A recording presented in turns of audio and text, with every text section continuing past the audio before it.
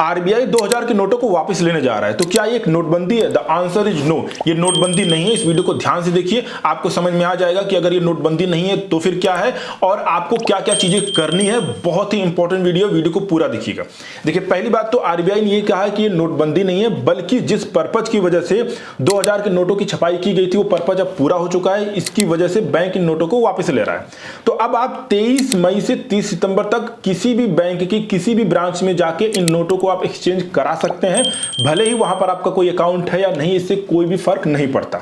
अगला important point यह है कि बैंकों को यह भी निर्देश दिया गया है कि आपको एक अलग विंडो बनाना पड़ेगा ताकि लोग नॉर्मल तरीके से आके कभी भी अपने नोट को एक्सचेंज करा सके।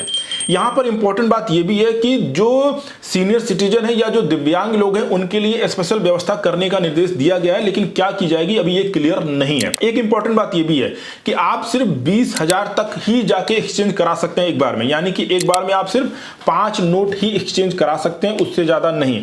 लेकिन अगर आपको बैंक में नोटों को जमा करना है तो केवाईसी वगैरह करा के आप जितना चाहे उतना बैंक में आप जमा करा सकते हैं, उसकी कोई लिमिट अभी आरबीआई की तरफ से नहीं बताई गई है। एक सबसे इंपॉर्टेंट बात, अब अगर मान लीजिए कि 30 सितंबर तक आप जाके किसी भी बैंक में अपने नोट को एक्सचेंज नहीं कराते हैं, तब क्या होगा?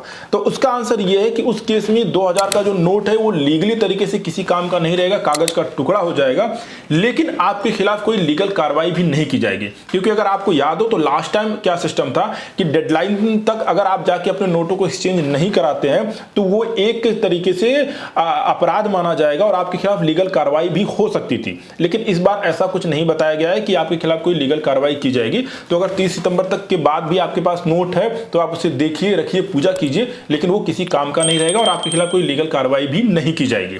एक इंपॉर्टेंट बात यहां पर मैं आपको और बता देता हूं कि आरबीआई ने यह भी बताया कि उसने 2018-19 से ही 2000 के नोटों की छपाई बंद कर दी थी। जी हां, उसके बाद 2000 के नोटों की छपाई नहीं की गई और उसका पर्पज पूरा हो चुका है, इसलिए उसको अब वापस लिया जा रहा है। एक रीजन ये भी दिया गया कि डिजिटल पेमेंट को बढ़ावा देने के लिए भी ये जो बड़ी वाली करेंसी है इसको बंद किया जा रहा है। हालांकि क्या सिस्टम है ये तो वही लोग जाने। हाँ, एक रीजन ये भी दे दिया गया इसमें कि इससे जो एक ब्लैक मनी का सिस्टम चल रहा है कि जो 2-2 हजार के नोट दबा के बैठे थे उनके ऊपर भी ये बहुत बड़ी कार्रवाई है कि इससे ब्लैक मनी पे भी लगाम लगेगा। अब एक सवाल ये उठता है कि अगर मान लीजिए बैंक के कर्मचारी, जो अधिकतर सरकारी बैंकों में देखने के लिए मिलता है कि वो आपके नोट को एक्सचेंज करने से मना कर देते हैं, तो आप क्या कर सकते हैं?